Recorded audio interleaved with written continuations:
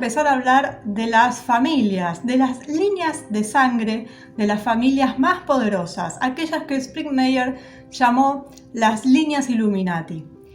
Así que vamos a empezar primero con una introducción para ver cómo estaba la situación cuando nacieron estas familias, que son distintas de la nobleza negra, distintas de los linajes papales, pero que luego se fueron entrelazando. Pero estas son otra cosa. Entonces vamos a ver en qué contexto surgieron, hacia dónde fueron y cómo estaba el mundo.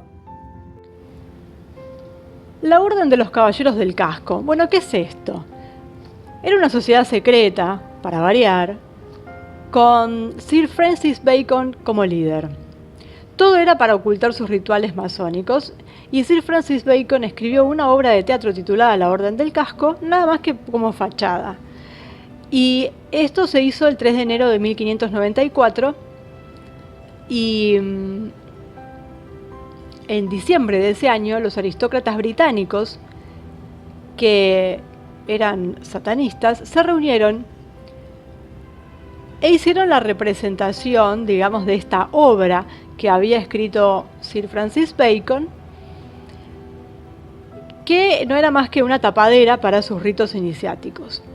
Sir Francis Bacon fue nombrado rey y príncipe de púrpura, y muchos hombres fueron investidos con el collar de caballero del casco y tomaron los votos. Bueno,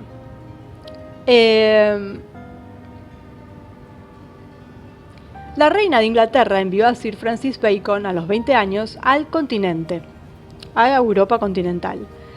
Y la gira de Sir Francis Bacon incluyó Francia, con lugares como el Louvre, Saint-Cloud, Blois, París, Poitiers. También viajó a Alemania, Italia, España. Visitó varias cortes reales como la corte de Margarita de Valois, que estaba casada con el rey Enrique de Navarra.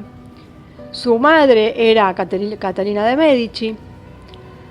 Bueno, Francis Bacon también se encontró con muchas sociedades secretas. En la corte de Margarita pasó un tiempo con la hermandad llamada la Pléyade, que era un grupo formado por 7 intelectuales. La reina de Inglaterra lo envió para, no solo hacer inteligencia, ¿no? Según el mejor biógrafo de Sir Francis Bacon, que fue Alfred Dodd, Sir Francis Bacon fue iniciado en un gran número de sociedades secretas ocultas cuando visitó el continente europeo, lugar que entraba en las sociedades secretas. Aprendió magia cabalística, misticismo egipcio, misticismo árabe, las costumbres del Steinmetzen alemán. Esto nos puede dar una idea de cómo se veía el ocultismo en Europa y cómo las diversas partes estaban conectadas de alguna manera, incluyendo también a muchas familias nobles. Y había un culto satánico secreto asociado con la masonería temprana, que era el Hellfire Club.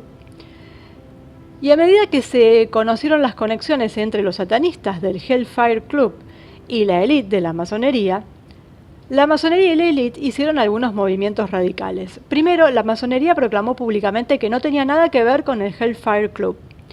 Después, el Hellfire Club fue disuelto públicamente por el gobierno, actuando bajo las órdenes de personas relacionadas con el club. Y más tarde el club se reconstituyó en silencio.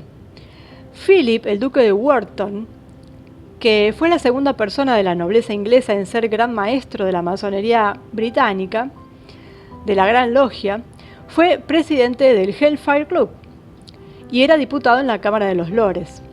En 1726 abandonó Inglaterra, fue mal visto y apartado de la masonería. Y también tenemos a George Lee, conde de Lichfield, que también fue un destacado masón y miembro del Hellfire Club. Benjamin Franklin, que fue el líder de los masones norteamericanos, también fue el líder de los Rosacruces y varios otros grupos ocultos secretos, como el Hellfire Club. Se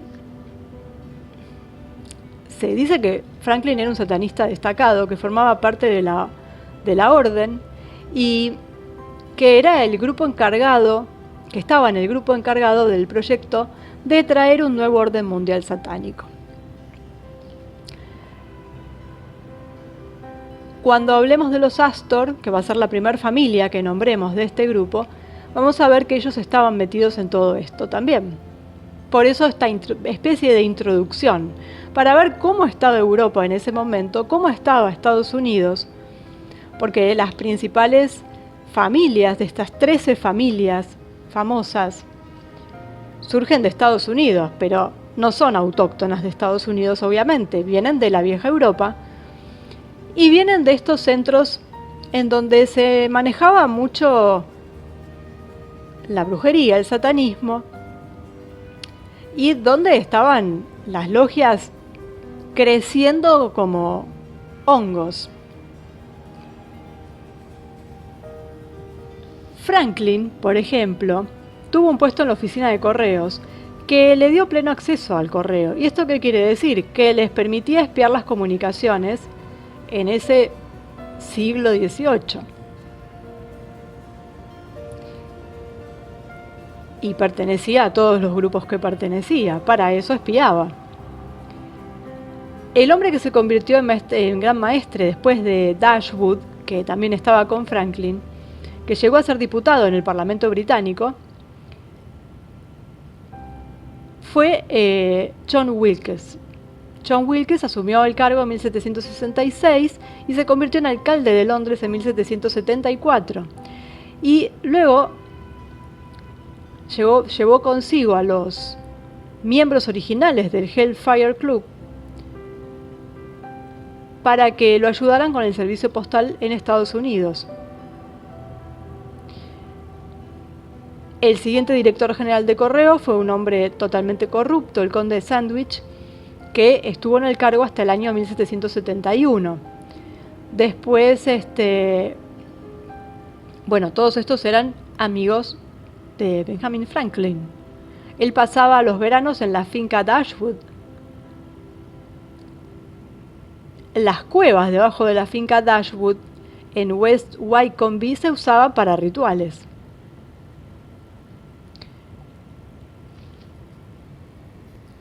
Bueno, eso vale como introducción para ver cómo estaban los territorios en donde pisaron estas familias, de dónde surgieron, hacia dónde fueron.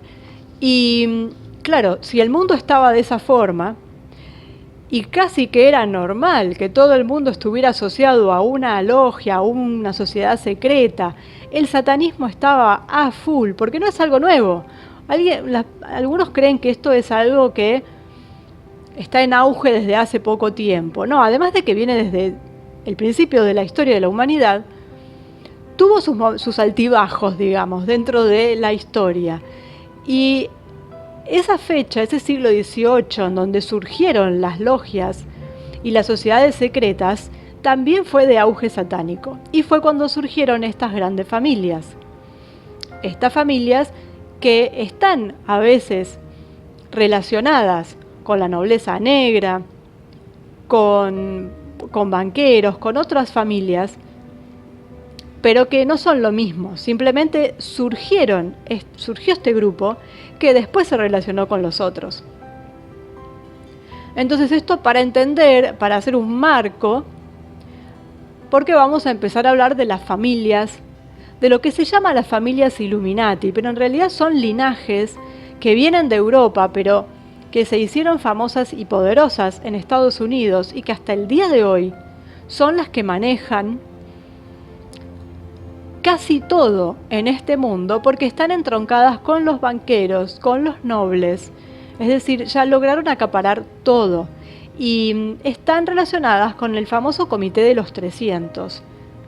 Son las familias que manejan los hilos, más allá de que arriba de ellas haya también más poder, cada vez en menor proporción de personas, porque estamos hablando de la pirámide, ya estamos en las 13 familias, o sea, en la zona más alta, pero queda un espacio arriba todavía, pero ya estamos en la parte superior de la pirámide. Entonces, a partir del otro video, del otro, vamos a empezar familia por familia a conocer quién empezó con este linaje, con esta línea de sangre qué hicieron, cómo hicieron el dinero, bueno, la historia de cada una de ellas. Y vamos a comenzar en el próximo entonces por la familia Astor.